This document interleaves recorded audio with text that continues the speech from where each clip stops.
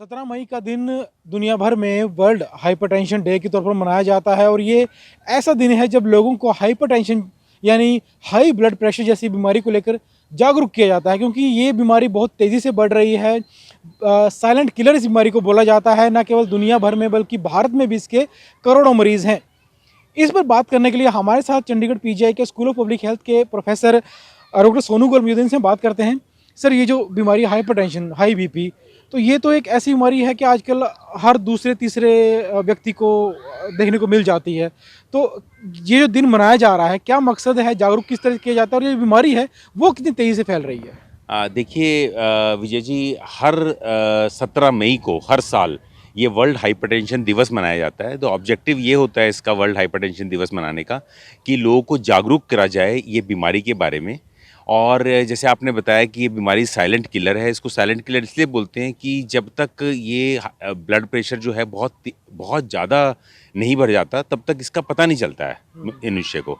तो इसके कारण क्या होता है कि अगर एक मनुष्य का बीपी हाई है तो वो जितने भी ऑर्गन्स हैं, हार्ट है, ब्रेन है, आइज़ हैं, किडनी है, इन सब पे बहुत बुरा असर डालता है और इसके ऊपर प्रेशर कर करके इनको ख़राब कर देता है। और लोगों को तब पता चलता है जब ये ब्लड प्रेशर बहुत ही है उस पे एडवांस स्टेज में जाता है, हमारे ऑर्गन्स ख़राब हो जाते हैं, तो हमारी दवाइयाँ भी असर नहीं करती हैं।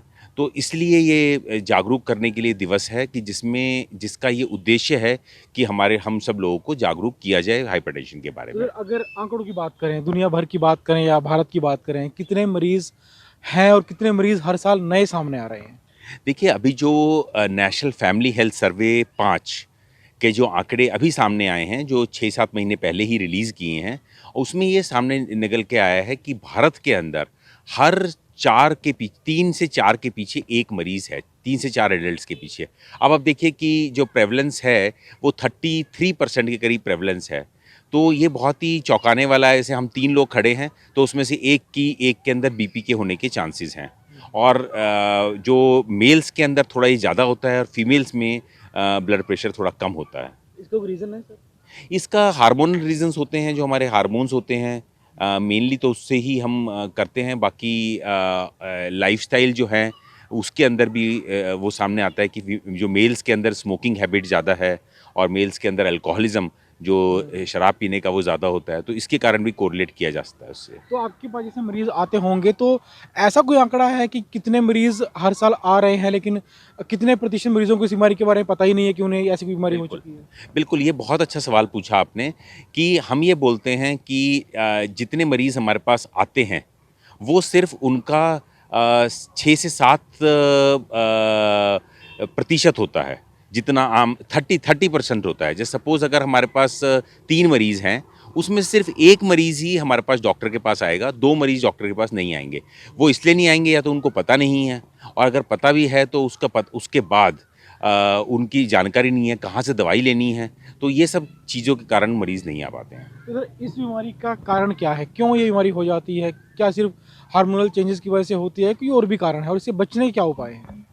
देखिए, जो ये हार्मोनल चेंजेज़ तो एक चीज़ है कि जिसके कारण ये होती है, पर इसके और सारे रिस्क फैक्टर्स हैं।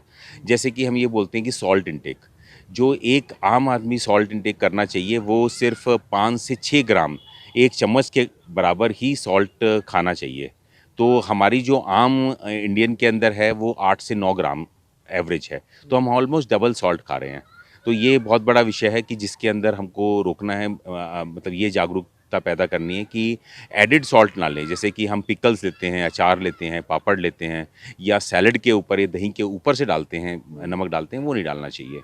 दूसरा चीज़ है, हमें पोटेशियम इंटेक ज़्यादा होना चाहिए। पोटेशियम इंटेक जैसे केला है, तो उसमें पोटेशियम ज़्यादा होता है, वो हमारी ब्लड प्रेशर को कंट्रोल करता है। तीसरा जो है फ़िज़िकल एक्टिविटी, हम ये बोलते हैं कि कम से कम 40 से 45 मिनट जो है फ़िज़िकल एक्टिविटी हमें करनी चाहिए लोगों को हर दिन, और उसमें ब्रिस्क वॉक होती है, या आप जॉगिंग करते हैं, ब्रिस्क वॉक करते हैं, तो ये फ़िज़िकल एक्टिविटी करनी चाहिए। स्मोकिंग जो है बहुत ही डेंजरस है हमारे लिए, कि स्मोकिंग से अंदाज़न ये स्टडीज़ में सामने आया है कि 15 से 20 मिलीमीटर ऑफ मर्करी जो ब्लड प्रेशर है वो बढ़ता है। तो जो स्मोकर करता है उसका अमूमन जो ब्लड प्रेशर है वो ऑन द हायर साइड होता है। तो तनाव और अल्कोहल से बढ़ जाता है। हाँ, अल्कोहलिज़्म है, अगर ज़्यादा अल्कोहल लेते हैं तो उसके कारण ही बढ़ता है। और छठा आपने जो बताया, स्ट्रेस, वो बहुत इंपॉर्टेंट है कि स्ट्रेस के कारण हम बोलते हैं कि ना हम सॉल्ट ज़्यादा खाते हैं, ना हम जंक फूड खाते हैं, पर हमारा तब भी बढ़ा रहता है। तो वो तनाव है, आजकल के जीवन में जो तनाव है, उसके कारण बहुत बड़ा होता है। जी सर, एक आखिरी सवाल है और काफ़ी ज़रूरी सवाल है कि अगर किसी को हाई बीपी होता है तो उसे पता कैसे चलेगा कि मेरा बीपी हाई हो गया है और उसको तुरंत कम करने के लिए कोई घरेलू कोई नुस्खा जो वो घर पे कर सके? देखिए, सबसे इम्पॉर्टेंट है कि जो ब्लड प्रेशर है उसको हाई नहीं होने देना है, प्रिवेंशन करनी है। हम लोग को आजकल तो ब्लड प्रेशर की मशीन्स हैं जो उसके अंदर आपको अमूमन बाज़ार में मिल जाती हैं।